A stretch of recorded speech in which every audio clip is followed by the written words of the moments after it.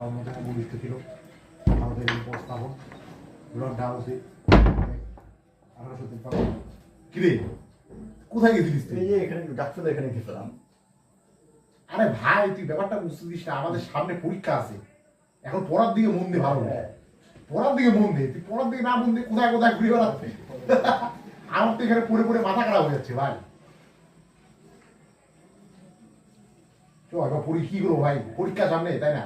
কি বল ভাই তুই বল। ডাউসের উদ্দেশ্য ভারতীয় জন কত পড়ারে ভাই, পড়তে ভালো লাগতেছে না জানি, এত পড়তে পড়তে না মাথা খারাপ হয়ে যাচ্ছে ভাই জানি। কি কত বড় ভাই বলতো, পড়ে যাচ্ছি শেষই হচ্ছে না, কত পড়া ভাই, সিলেবাস এত বড় ভাই।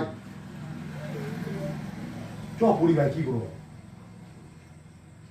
রেলপথ বানানোর উদ্দেশ্য, ভারতের রেলপথ বানানোর পিছনে ব্রিটিশদের অনেক উদ্দেশ্য ছিল।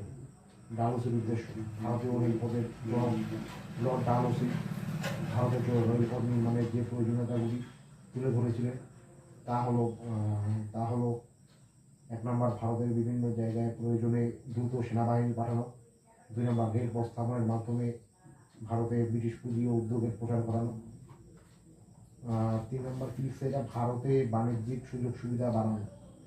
এত বড় আলাপ কি করে রেলপথ, ভারতে বাণিজ্যিক সুযোগ সুবিধা বাড়ানো,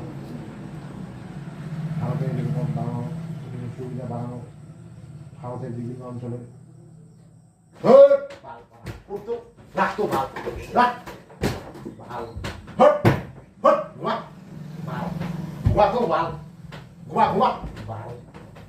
ঘুমাতো